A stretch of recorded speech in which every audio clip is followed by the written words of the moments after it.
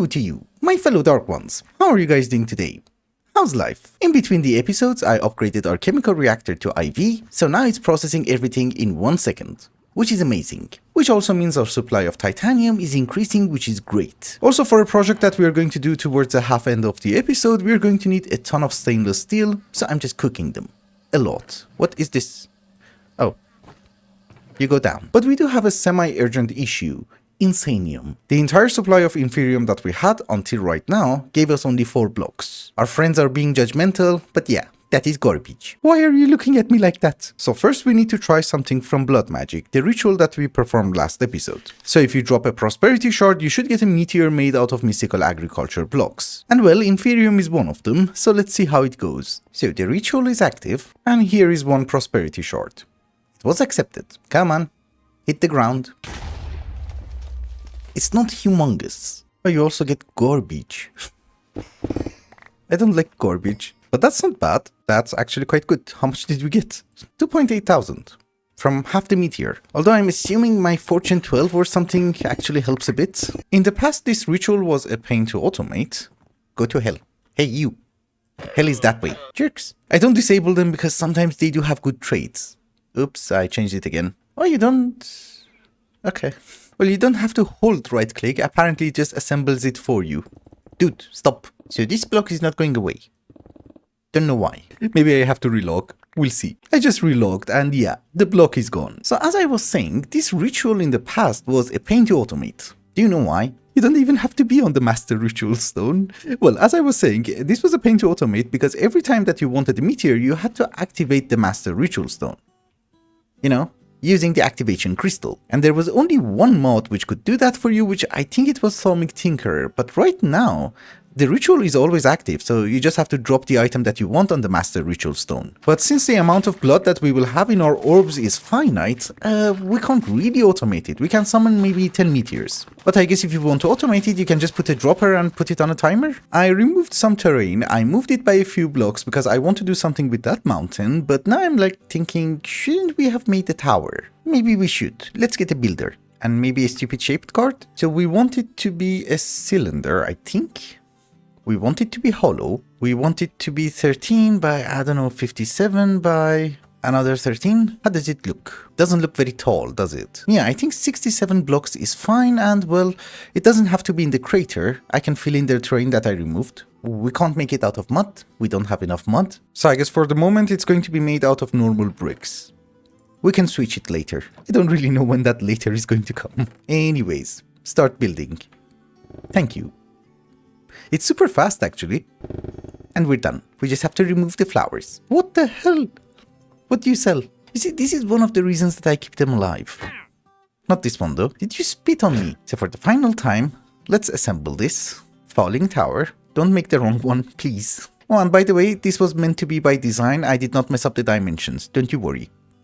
I have something in mind which I never know when I'm going to finish. We're done? No? Oh, you made another one. Oh my goodness, what's wrong with you? I'll be right back. Boo-boos aside, we have the ritual and we have one builder. We definitely need to have a second builder and I will explain to you why. You're alive. You were alive. As you guys probably know, if we don't stop the meteor using a block of obsidian, it's just gonna hit the ritual and destroy everything. So one builder with a shaped card is going to place down the block of obsidian and the other builder is just going to be a quarry. And I think it's better if we make it a silk touch quarry. Oh, you're expensive. So we first have to make the quarry card. Then we have to convert it into silk touch quarry and then using some glass, clearing silk touch quarry. Now we have to specify the dimensions. So we want it to place down the block of obsidian here. That means I have to specify 2 corners and I think something like this should work fine. We take the shaped card out, we sneak and right click on the builder. We select the first corner, the second corner, and the shaped card goes back in. I think now we should be able to remove the entire pillar. So we shall provide you with a drawer with, you know, some obsidian, a bit of power, and I don't know, any button will do. Redstone mode on to activate. So if I place down the button and press it, we should get a block of obsidian. Oh, you made a 3x3. Actually, yeah, that's too big. My bad. We have to reconfigure it again. So for the corners, you don't need to have blocks around it. You can just select the same block twice. I think now if I press the button, we should just get the one. Yep. This is going to be incredibly messy, so let us also get a netherite barrel for the actual quarry, because we are going to get tons of ores. Let's summon a meteor. This one is going to be from Mechanism, so we need an infused alloy. Hello. Bye-bye. Oh, so the ritual is active. We drop the alloy and hope for the best. I'm hoping the obsidian is not too low. It's too low. Did you break the ritual? No, it just broke this block. Oh, and a few more.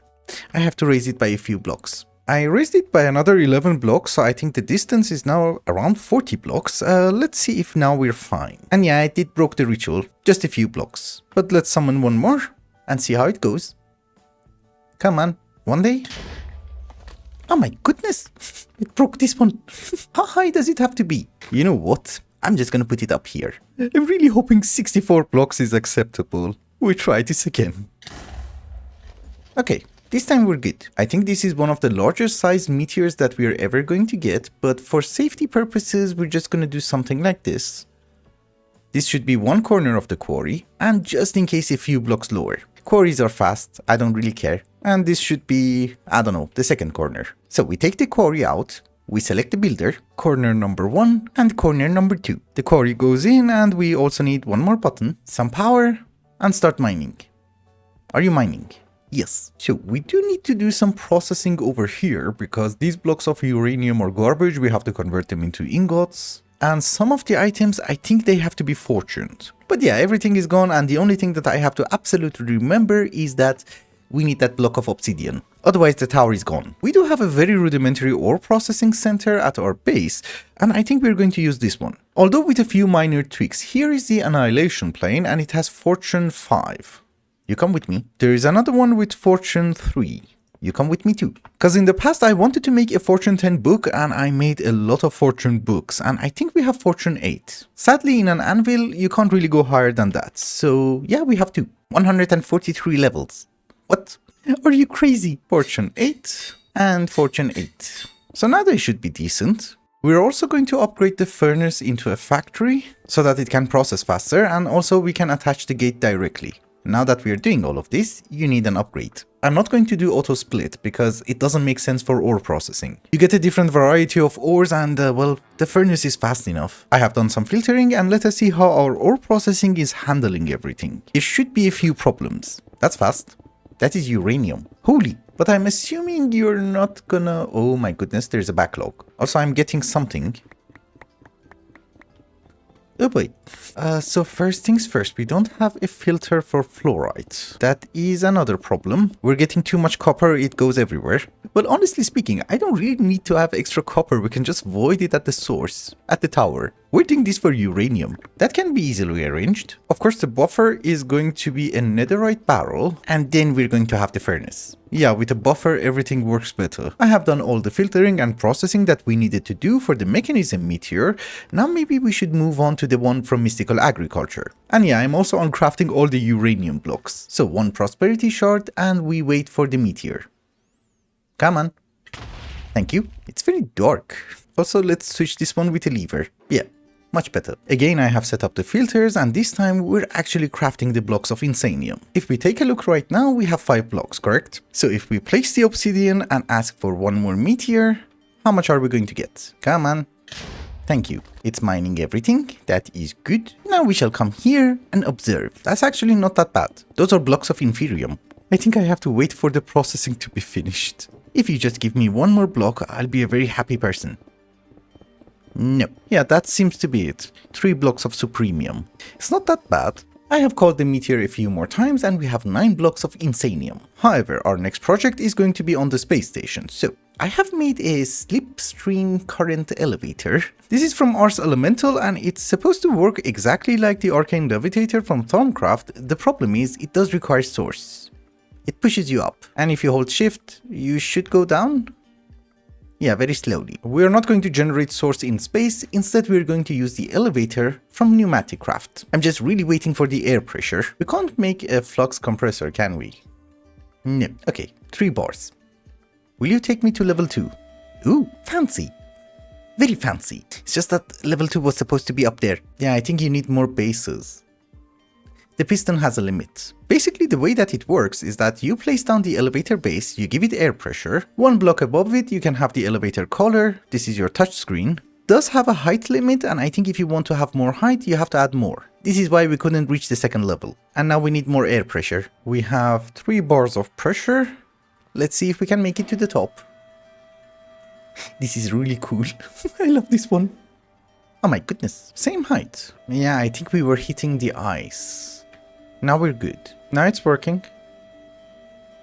Don't really know why. Well, if it's not obvious, that's what we're going to use in space. I just heard a weird noise in space. Are there aliens? Maybe not. The gist of it is we just have to get up there. That's it. We could have probably used the ladder, but this will also work fine. However, this time one of the things that I really want to try and do is to have a matter receiver and a transmitter from RF tools. I'm really not a fan of using waypoints. So I guess for going back and forth we need a receiver and we also need a transmitter. Or maybe that sound was for the oxygen leak. It sounded very weird, I can assure you. A bit of an issue.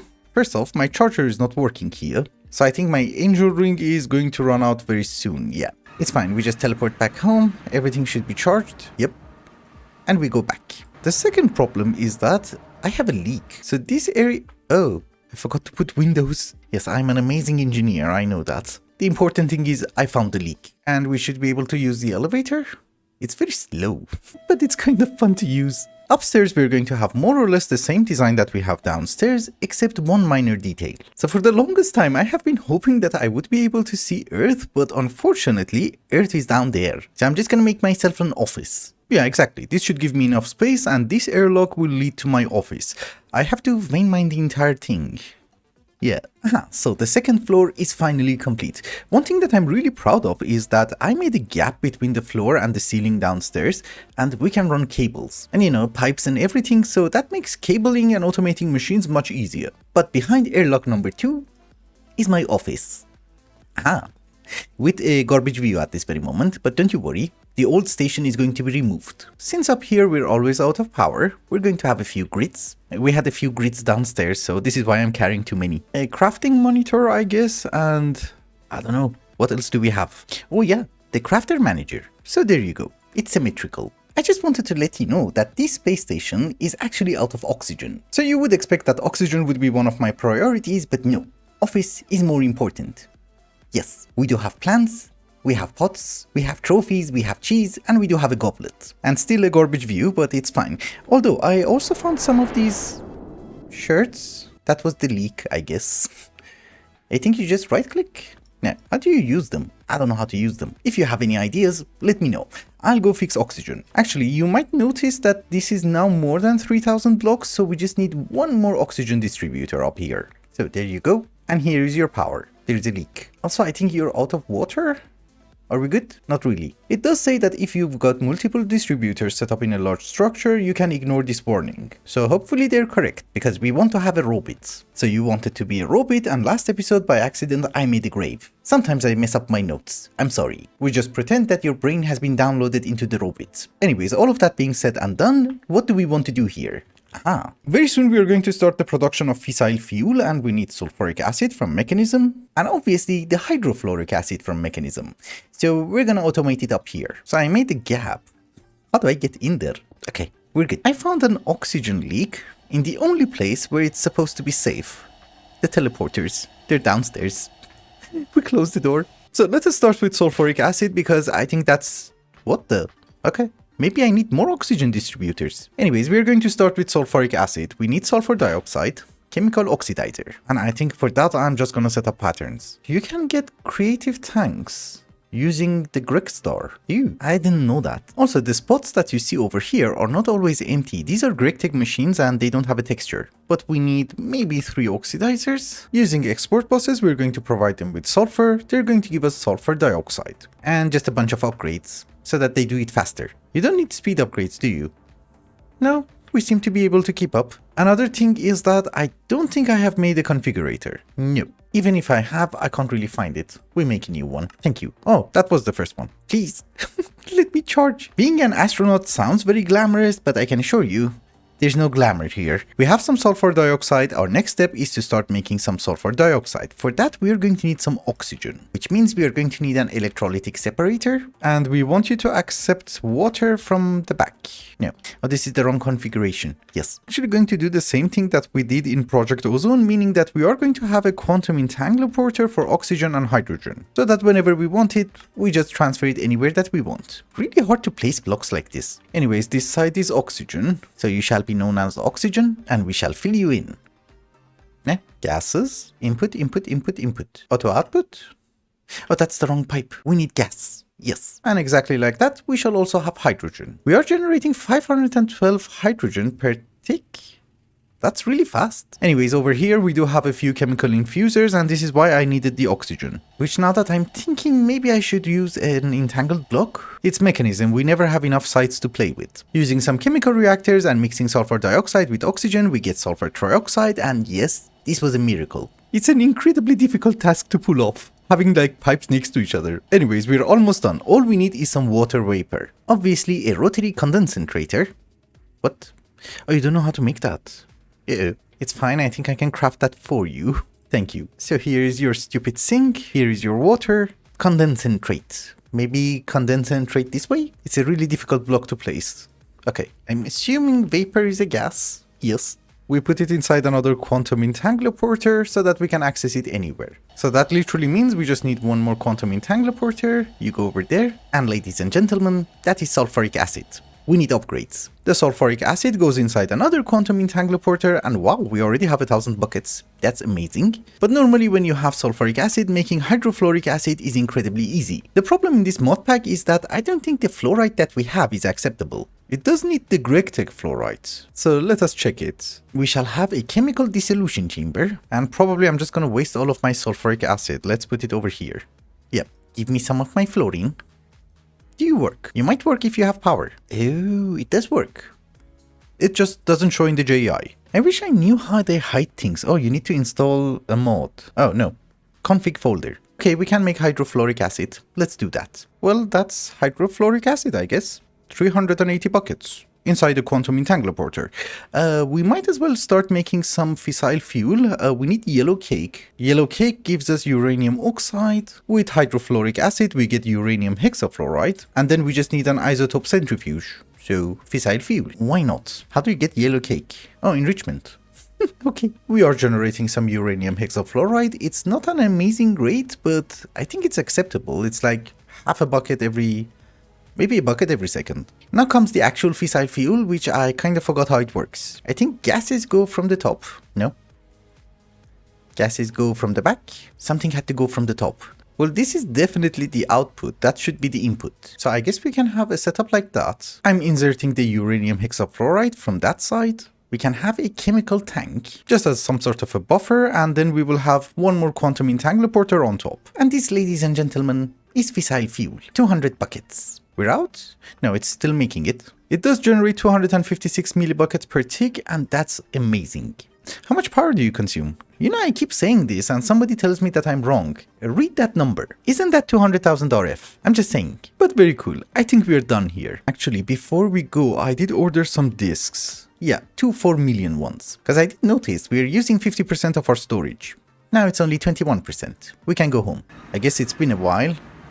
I'm stuck. Oh boy. Another thing is that it seems whenever you're gone, everything just stops working. This place is chunk loaded. Even ore processing for GregTech is chunk loaded, so why is everything stuck? Then I guess there should be a huge backlog. What is this? You gave me the wrong thing. It's fine. We macerate it again. It's not really my fault. There is an ore dictionary issue. Apparently the chunks were working. A bit. Wait a minute. I just picked up these. So anything that falls from space falls over here? I have to check it out, just in case we're going to wear the suit. And I guess the rest of the items can go inside. What else do I have on me? I'm not gonna lie to you, we might lose a lot of stuff. It's fine. It's for science. So we just jump? I don't like this. Oh, we're good. I think we're falling. Yeah, we fall here. I either have a good news or a bad news, depending on how you regard GregTech. So at the start of the episode, I decided that we need to make a lot of stainless steel. Oh, it's still being made. Oh, this place is not chunk loaded. Okay, that explains. Anyways, that was for distillation towers and oil processing, but unfortunately, we don't have time for it today. So we are going to have a few substitute projects, and maybe next episode we will start with that. The oil processing. Also, now that I know that the GregStar shard is going to give you creative tanks, I'm actually pretty excited. But don't get too excited, because in order to make the GregTech star, you're going to need an all the mod star block. So yeah. Anyways, one of the things that is going to bite us later on in the face is going to be HDPE, considering the fact that we have fissile fuel and we are going to get polonium very soon. Let us also get HDPE. Actually, we have space for one more automation in the space station. Let's just do it there. Where's my boot? Ah, here. I should put up signs. I don't know which way to go. I think it's this way. Yeah. You still haven't exploded? Good. So for making HDPE, everything starts with a crusher. If you guys remember, last episode we made a potato farm and we have 32,000 potatoes. It's not even chunk loaded. Okay, but potatoes are going to give us biofuel. I have put the PRCs on auto crafting. I think we need 2 of them. It has actually been a very long time. I don't really remember everything. Also, I just wanted to mention this new option from Mechanism is amazing. You don't get confused ever. We need to be able to mix the biofuel with some hydrogen and water, and that will give us some ethylene. And also substrate. Let me get some entangled blocks. And maybe some quantum entangle porters. Well, they do take a lot of time. Jerks. PRC is the worst machine ever. I think the best solution is to just have entangled blocks. That's it. Like so. So you're going to need hydrogen. So there you go. And we shall extract. Yes. Also here is your water. You should give me ethylene. Ah, you need power too. I'm sorry. With a few upgrades, yes, this is much faster. Thank you. If I remember things correctly, that ethylene has to be rotary condensated. So will something like this work? With a bit of power. Yes. Now we just need to have one more PRC.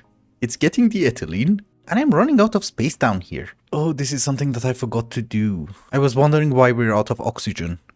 Dumping excess hydrogen.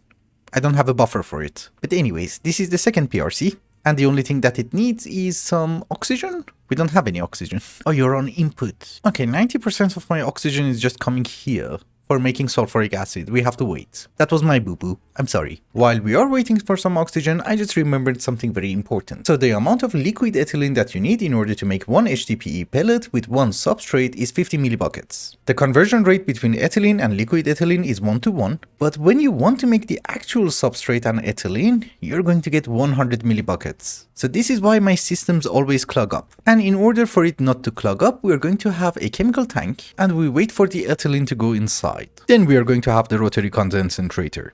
And obviously, then the second PRC. Now that the oxygen supply has been restored, we have our ethylene and we have our HDPE. We're actually just going to put it inside an enrichment chamber, and that is going to give us the HDPE sheets. That's what we need. Another reason that the system might clog up is that every time that this operation is being done, we should get a bit of oxygen. I guess not anymore. Then we're good. But I don't want to have millions of HDPE sheets, so we're just gonna have a drawer, and I shall have a storage bus. Yeah, exactly like that. But yeah, you see, the ethylene is climbing. That's because I think they want you to use some of that in order to burn it inside gas burning generators or something. For the moment, we don't really have any worries about power, so I don't really care. We're just gonna void it. We do have our HDPE, and then I was doing some calculations for the fissile fuel. We have almost 3,000 buckets, correct? 1 antimatter pellet needs 1 bucket of antimatter. You get antimatter from polonium, which the ratio is 1000 to 1.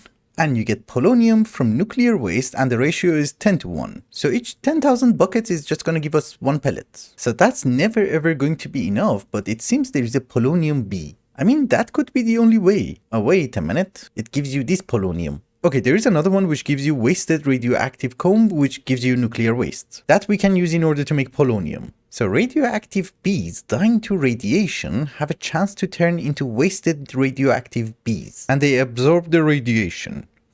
Okay. So there's a radioactive bee? What do you make?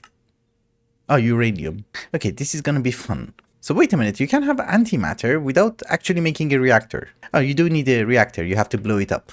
Okay, good to know. Also, when I close the door, Robit is not fine. But we are done here, we can go home. There is one more thing that I want to do before finishing up today's episode, and that is the Cataclysm mod. So we need something called coral, and it drops from a mob, this guy. And I do have a feeling that you find him in the oceans.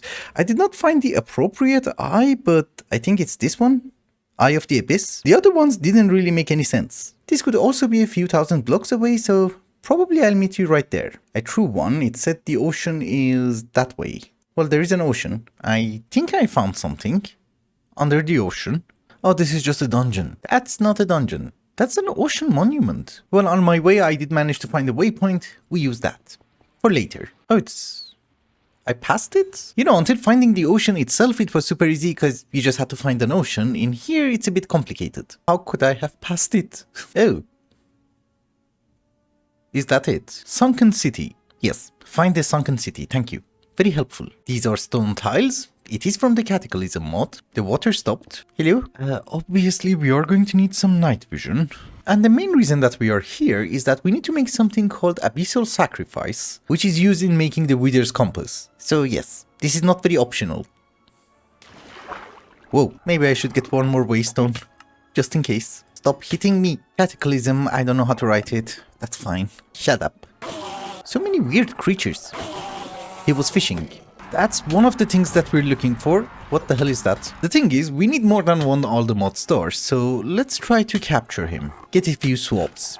I think I have him. Yes, this is the correct one. I would like to mention that the knockback on this guy is just crazy. Look, I'm even supposed to be immune to knockback. However, I don't really think this is the main boss. Let's kill this guy. Yes, we got the coral. And I'm going to try and go find the main boss. Interesting. Some of them are actually caged. Hello, each one drops one.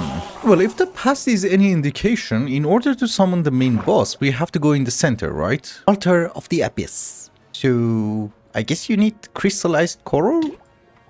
I'm suffocating. I'm not prepared for this fight.